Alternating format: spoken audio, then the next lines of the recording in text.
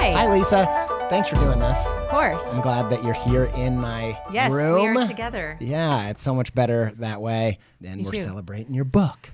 Thank you. I have plenty of good questions, hopefully, for you. And I wanted to kick it off with hopefully a simple question, but why did you write this book? Why did you write Find Your Artistic Voice?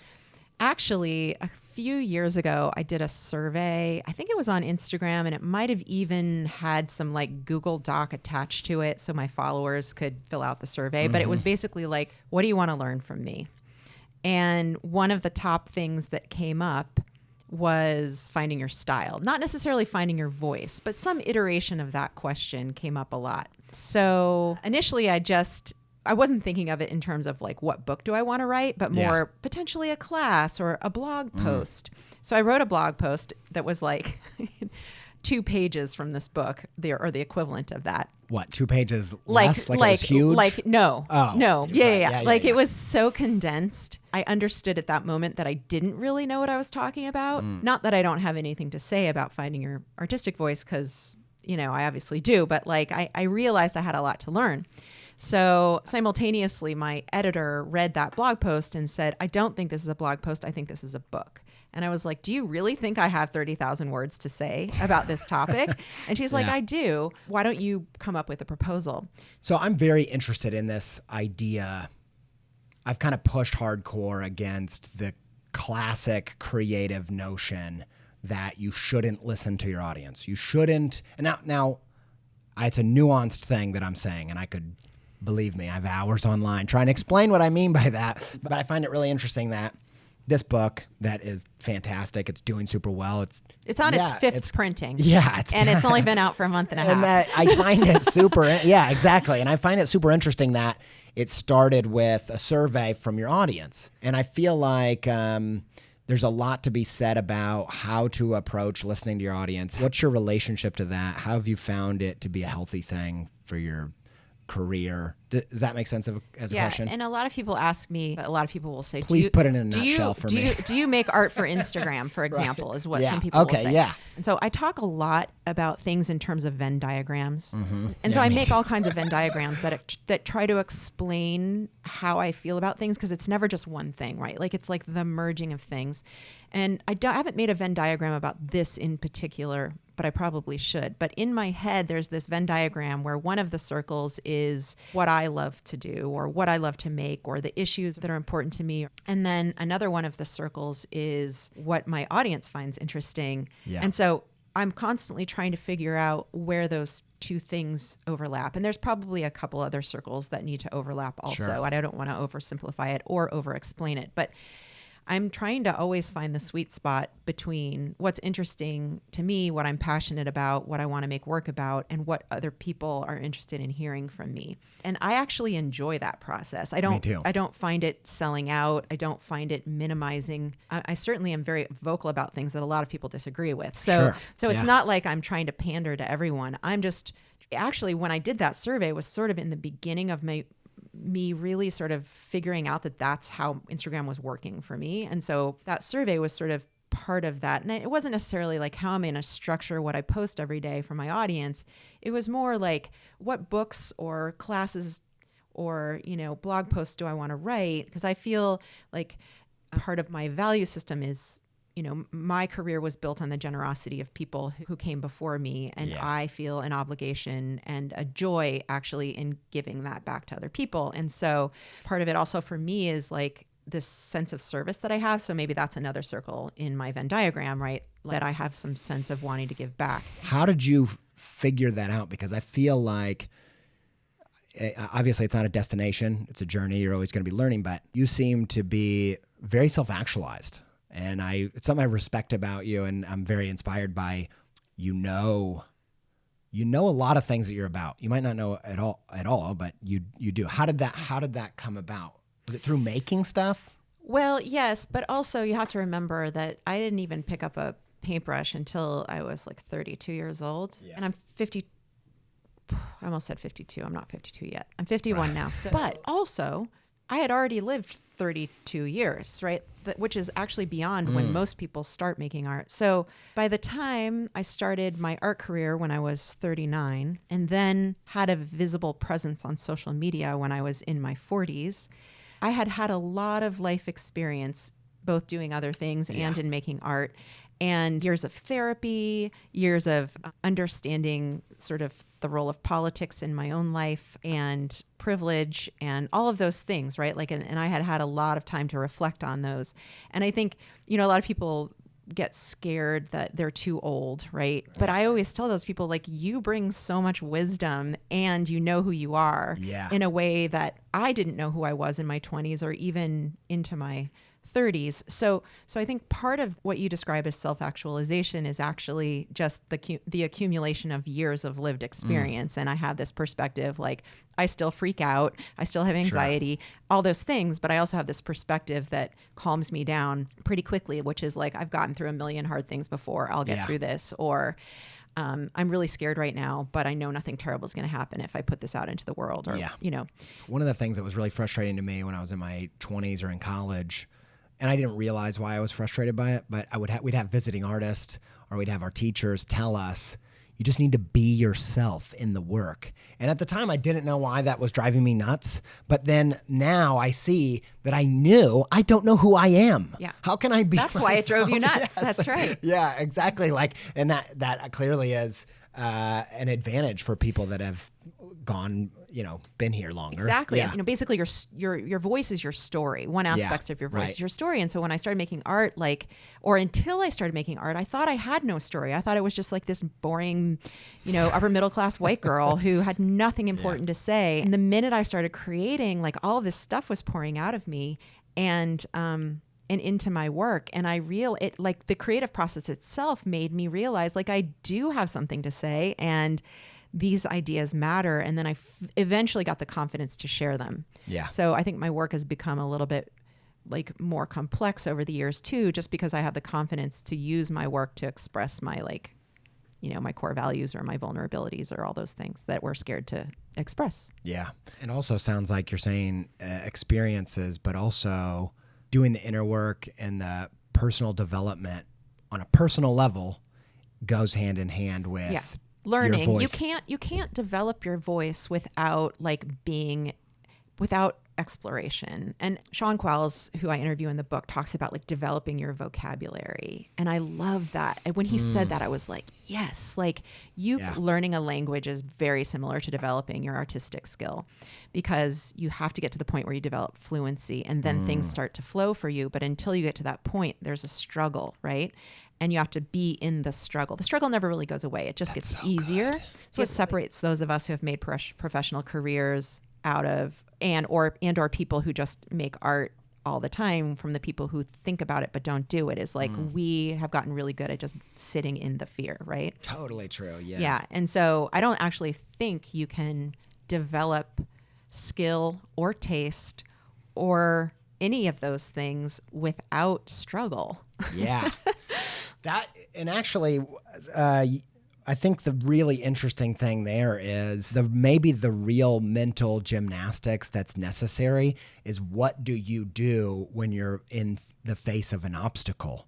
Because this happens to me all the time, right? Like, a client will put me in a circumstance where I'm like pissed and I'm having a tantrum with my agent and I'm like, I can't, why do they do that? Like, I don't have, they just ruined the friggin' thing. And now I only have this much time to do it. And often it's in those little tight spots where all of a sudden I have to be like, well, what matters? How do I make this good?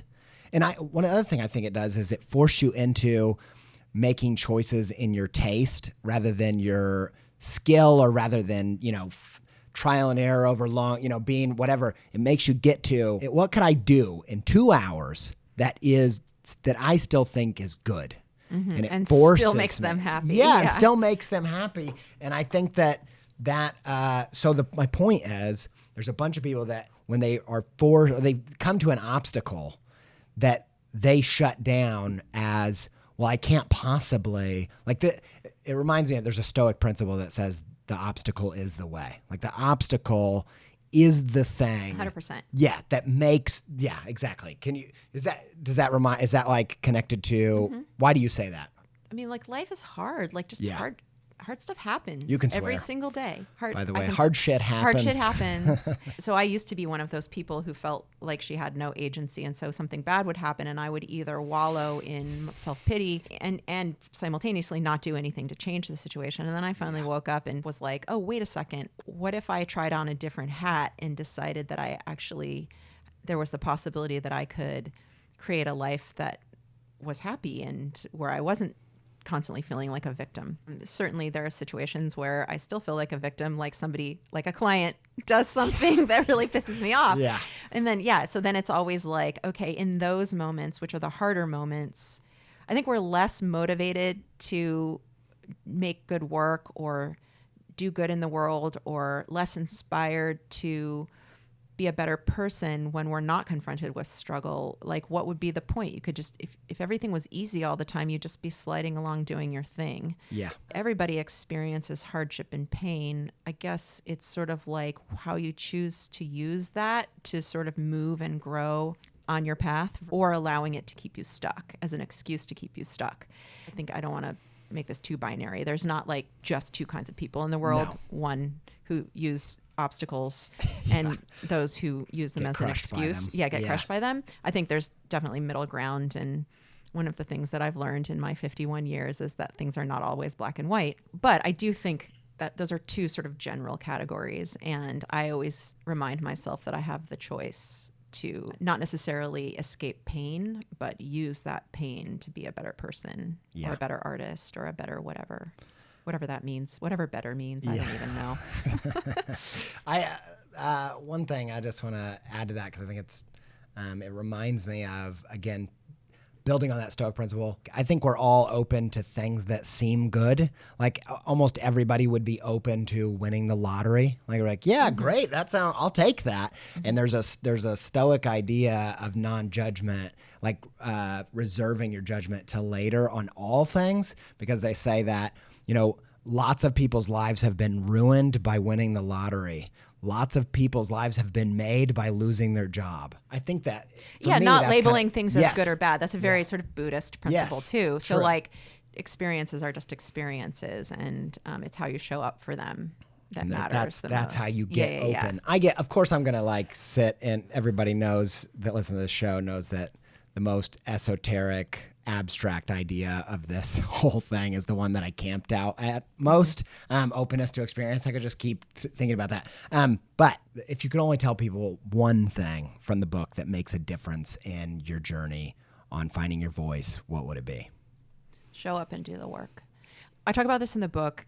There's this notion that especially now in this day and age, like so many amazing artists and designers, are online and we're all seeing like their finished work. And I think we imagine that they were as talented and prolific and confident from the day they started making art to, nobody sees what's underneath all of that. And every one of your heroes has struggled and continues to struggle. Every one of your heroes experiences the same feelings of insecurity about their work that you do.